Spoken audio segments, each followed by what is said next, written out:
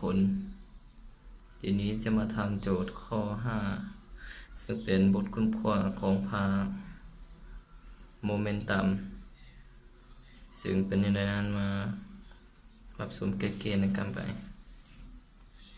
คำถามจะมีตามบทโจทย์นี่คำถามจะถามว่า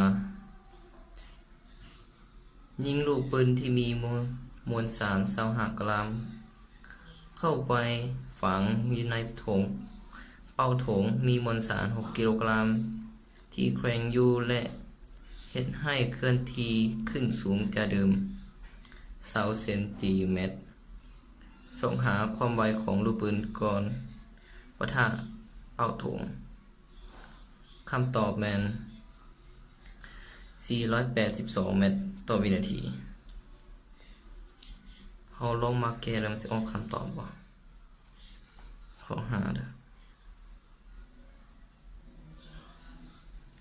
สิ่งที่เรารู้คือมวลสารที่1หมายเป็นมวลสารที่1เป็นมวลสารของลูกปืนซึ่งมี25 กรัมหรือเท่ากับ25 คูณ 10 ลบ 3ตัวนี้เปลี่ยนจากกรัมมาเป็นกิโลกรัมแล้วมวลสารที่2เท่ากับ6 กิโลกรัม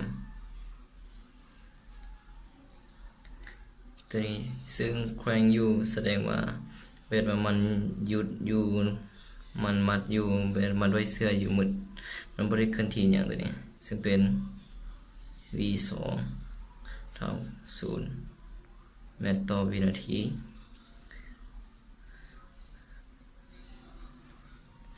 ตัวนี้ไหมหลังกันตามเห็นให้วัตถุถง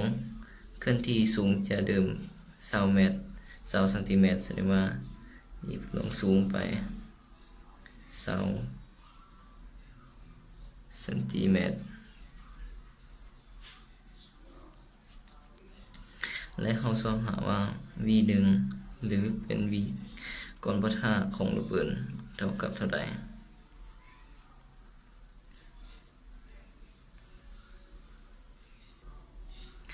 และสิ่งที่เรารู้สิ่งหนึ่งก็คือโจทย์บอกว่า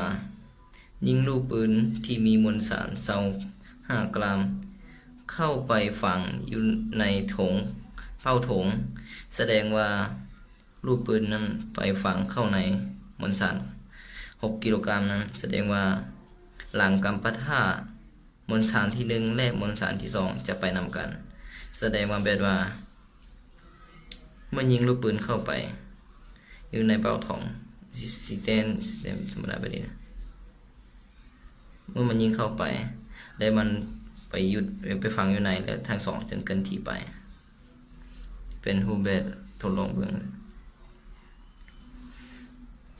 แล้วเขาจะหัวจะคำถามที่ให้มาในจะหัวv1 ขีดเท่ากับ v2 ขีดพอหลังการปะทะ v1 และ v2 จะไปนำกันแล้วแสดงว่า v1 ขีดและ v2 ขีดจะเท่ากันจะถ้าเป็น v ขีดเลยแล้วเขาจะมาแต้มพวกใครคือตัวถึงยิงลูกปืนไปในความไว1เท่าไหร่เขาจะพูดยิงกำลัง2 ไปใส่ถ่วงเป้าแล้วหลังการปะทะพอเป้าเคลื่อนที่ไปได้และหลังการปะทะจะเป็นลูกปืนที่ระดับสูงจากตัวนี้ครึ่งกลางนะที่เท่าไหร่20 เซนติ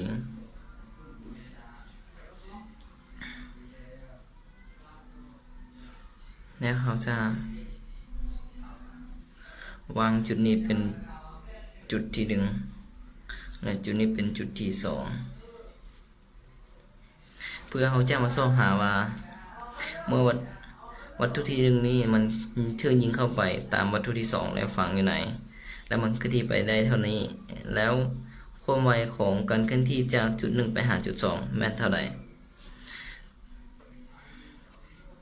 ให้เขาจะมาจากสูตรที่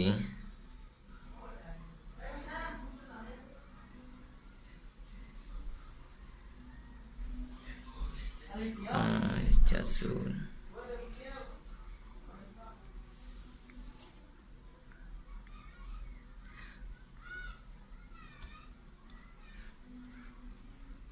แห่งงานเท่ากับ e 2ลบให้ e 1แต่อยู่นี่แห่งงานบ่มีเท่าศูนย์เลยจึงได้ e 1ทอนด้วย e 1เท่า e 2ซึ่ง e 1แมนอยู่จุดที่1และ e 2แมนจุดพลังงานจุดที่2ซึ่งพลังงานอยู่จุดที่1เมื่อความไวที่1ที่ยิงเข้าไปตามความไวที่2แล้ว2วัตถุมันจะเคลื่อนที่แล้วถ้าเทียบใส่จุดเส้นตัวนี้และวัตถุที่2มันจะยังบ่มีลงสูงแบบว่าเอาจุดนี้เป็นจุดเทียบ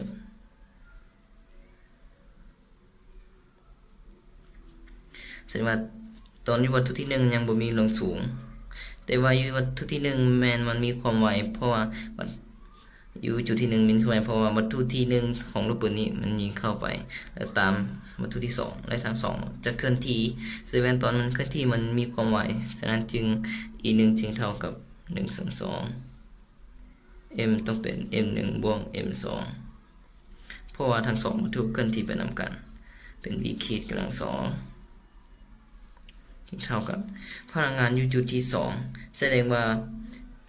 เมื่อลูกปืนยิงเข้าใส่เป้าแล้วมันเคลื่อนที่ทาง2เคลื่อนที่ขึ้นไปสูงเท่าใดก็ได้แต่ว่าเมื่อมันเทว่ามันสูงเท่านี้แสดงว่านี่สูงใน20ซนแสดงว่าเมื่อมันเทว่าสูง20ซนนี้ความไวมันเท่า0แล้วเพราะว่ามันเคลื่อนที่ไปหมดความไวแล้วมันจึงสามารถเทว่าเคลื่อนที่มาฮอดจุดนี้มันความไวเท่า0แล้วมันจึงได้เท่านี้แสดงว่าตอนมันไปสูง20ซนนี่ความไวของมันความไวของ2วัตถุมันเท่า0ความไวอยู่จุดที่2มันเท่า0แล้ว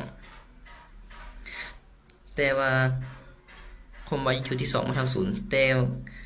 อีจุดที่2มันพัดมีลงสูงเพราะมันเคลื่อนที่แบบว่ามันเคลื่อนที่เพราะมันมีเสื้อตัวนี้แหละดึงมันจะเคลื่อนที่ขึ้นและมันจะมีลงสูงฉะนั้นพลังงานที่มีลงสูงจึงเป็นพลังงานท่าต่างซึ่งจะเป็น1ส่วน m 1บวก m 2 g คูณ h เพราะว่าทาง2วัตถุมันเคลื่อนที่จึงได้เป็น e m 1บวก m 2แต่ถ้าว่าวัตถุ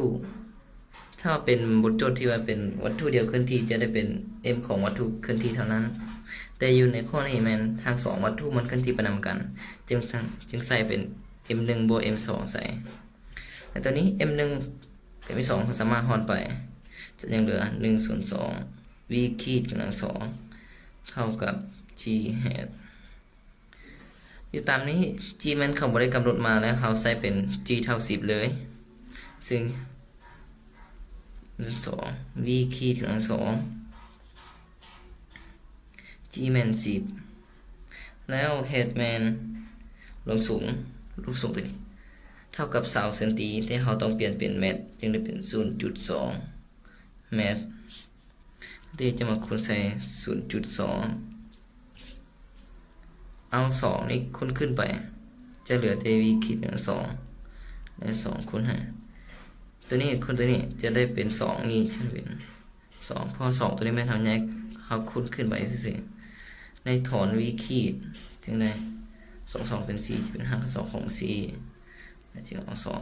2เมตรต่อวิตอนนี้ได้ v ขีดมาแล้วเราจะมาสอบหา v 1ว่ามันเคลื่อนที่ไปไวเท่าไหร่ v ขีดตัวนี้มัน v ที่หลังจากวัตถุที่1เคลื่อนที่เข้าตามใส่วัตถุที่2และทั้ง2เคลื่อนที่ไปนำกันตัวความไว2แบบนี้แสดงว่าตัวที่มันเคลื่อนที่ไปนำกันฉะนั้นเราจะมาสอบหาว่าความไวที่1นั้นความไวที่1นี่มันเท่ากับเท่าไหร่เพราะว่าความไวที่2ซึ่งเป็นวัตถุ ต้องสังเกตจำแบบว่ายังบ่ได้ตามความหมายที่1มันให้เราสังหาแต่ความหมายที่2มันเป็นความไวของวัตถุที่2ตอนนี้แมนมันยังหยุดนิ่งแสดงว่ามันเท่า0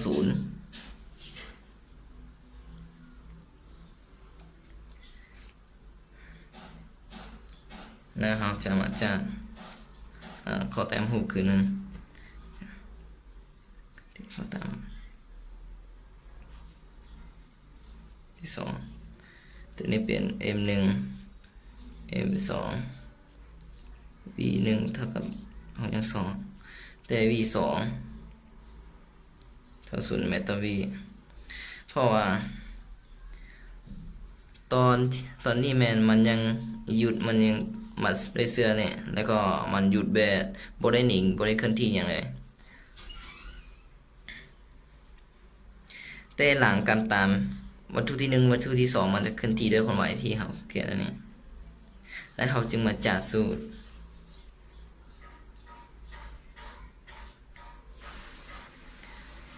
มาจัดสูตรเกณฑ์รักษาโมเมนตัมหรือกดเก็บโมเมนตัมสูตรซีมาพี่ก้นตามเท่ากับซีมาพี่หลังตามก้นตามแมนขั้นตอนนี้ขั้นตอนเป็นวัตถุที่1ในวัตถุที่2เป็นมันยังบริตามและหลังตามแม่จะมากลับขึ้นมาสู่ตัวนี้หลังตามแม่วัตถุที่1ในวัตถุที่2มันเคลื่อนที่ไปนำกันและมันใส่เข้ามาที่ขอเขียนสูตรนะ m1 v1 บวก m2 v2 เท่ากับ m1 บวก m2 v ขีดซึ่ง v ขีดมันคนไวที่วัตถุทั้งสองเคลื่อนที่ไปนำกันที่เราหาเนี่ยแล้ว v2 มันเท่า0เพราะว่าตอนนี้มันตอนก่อนตามมัน v2 มันบ่ได้เคลื่อนที่อย่างไรวัตถุนี้มันจึงออก0แล้วจึงยังเหลือแต่ m1 v1 บวกให้ m1 m2 v ขีดแล้วเขาจะแทนค่าไฟแล้วจะถอนตัว v1 นี่ออกมา m1 เท่ากับ25คูณ10กำลังลบ3 v1 เท่ากับ25คูณ10กำลังลบ3บวก6 v2 เป็น2จะถอน v1 ออกมาจะได้25คูณ10กำลังลบ3บวก2บวก6คูณ2ส่วนให้25คูณ10กำลังลบ3ขอมาต่อใส่ทางนี้นะ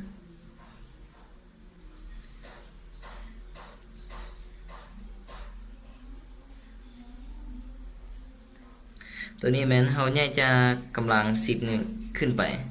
กำลัง10กำลังลบ3นี่ขึ้นไปแล้วเมื่อตัวนี้เป็นลบแล้วเขาจะกลายเป็นบวกจะได้เป็นไหมเนี่ยจะได้แค่นี้10กำลังบวก3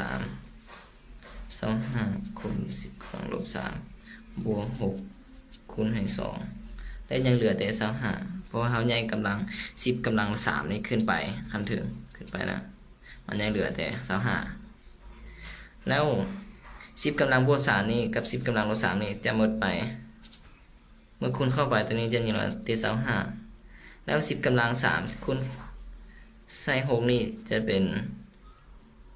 6,000 หมดนี้จะคูณ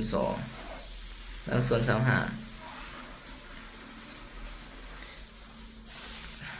บวกตัวนี้จะเป็น 6,025คูณ2ส่วน25ทีนี้คูณ2จะได้0.550 12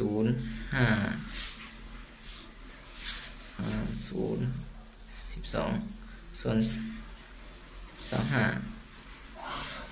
แล้วจะคัดตัวนี้ออกมา 4 market คือสิขอหารเลขนะศูนย์หารเลขบ่เป็น25 22จะได้4 0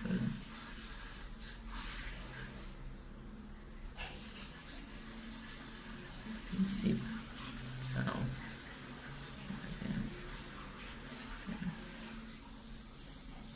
8 3 5 ลงมาได้2ต่อมา82นี่จะออก820 เมตรต่อวินาทีแล้ว